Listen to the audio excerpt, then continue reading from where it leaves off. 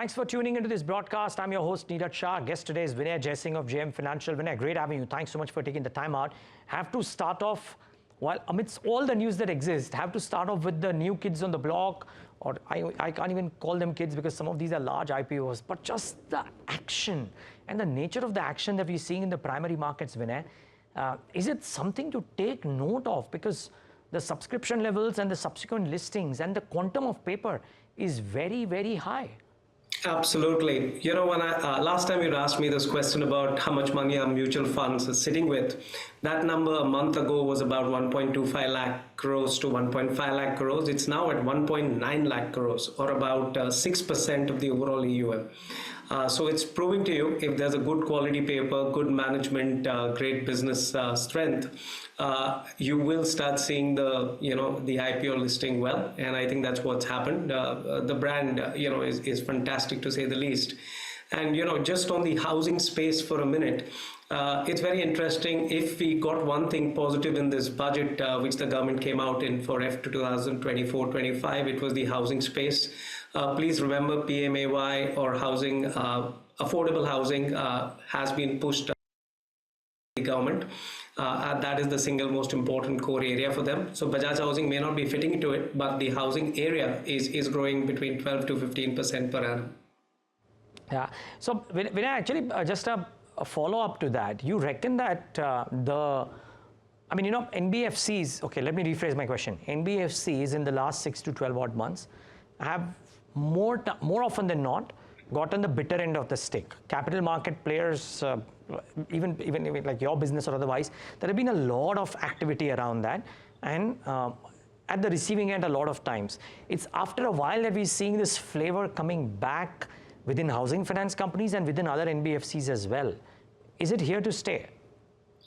So my bet is, one thing which is going pro the NBFC space is the interest rate, which will come down for India. Also the inclusion of India in the MSCI EM, be it in Reuters or Bloomberg, will get the NBFCs who want to borrow money from the rest of the world. They would also have a lower cost of capital compared to the past. So if your cost of capital is in control, if the equity markets are doing well, the IPO markets are doing well, I think business is here to stay.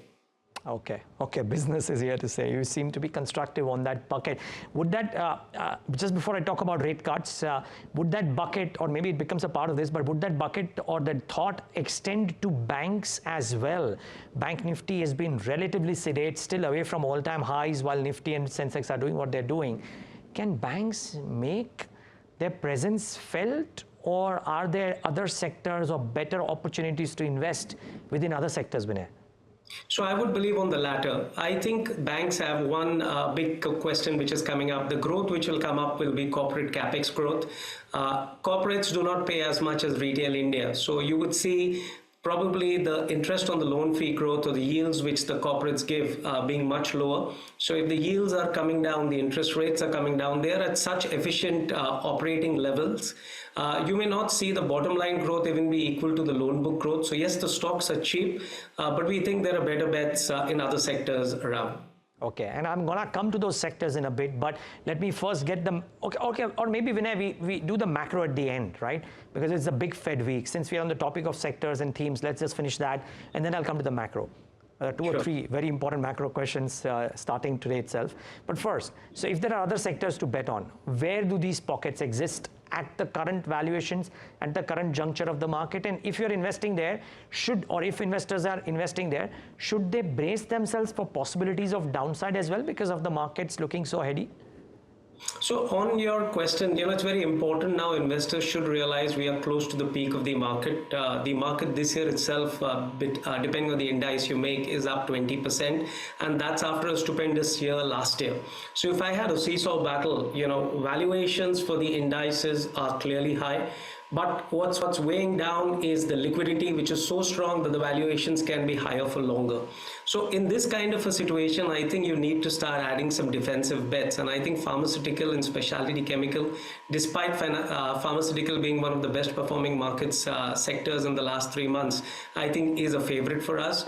Out here also, if you were to focus on those contract manufacturers, the CDMO players, which play with, as the domestic formulation market grows, these players get orders, be it from the Sun Pharmaceutical or the other players, the other big domestic players of the country. You start seeing their growth being very strong. So we would bet on pharmaceutical and specialty chemicals, and more importantly, those names, which are under 25 times P with a growth of 20 to 25% in a higher row. So that's, I think, one space we would look at.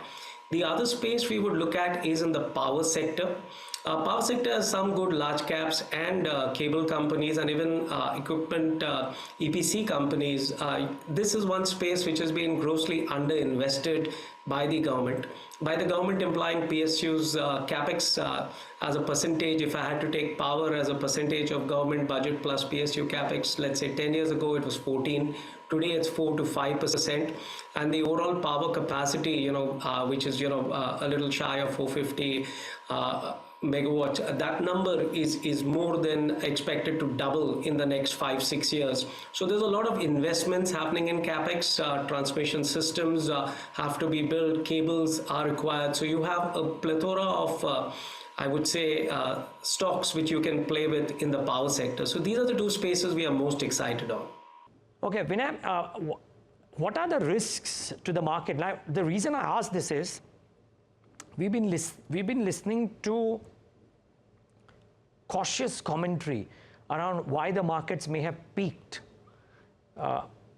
since maybe what, 2,500 points back. I mean, at 20 to 500 around the elections, people said that this is it, and no matter what the outcome might be, there will be a tactical bounce, but then the markets have to correct. From there, we've gone up 3,000 points on the Nifty. It's been a remarkable ride. Now, my question is, what could bring the markets lower, except for valuations? Because we are on the cusp of a rate easing cycle, and historical trends notwithstanding, rate easing primarily should be considered positive for risk assets. So, I agree with you on this comment as well. Currently, apart from valuations, so you may say even that too for the indices. So one may look at bottom-up ideas. So this is an ideal time to look at stocks as compared to markets. Our perspective, everything's pretty positive for India. If I just look at the domestic inflows, if I just look at the ownership of DIIs and not including retail, that number at about 16.8% is more than what FIIs own today at 16.3%.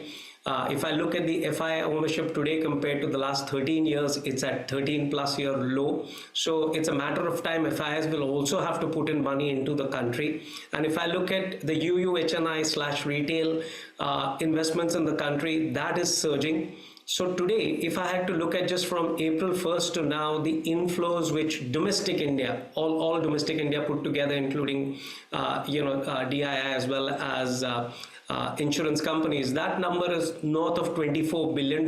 It's already in less than 6 months, probably the third highest inflow the country has ever seen.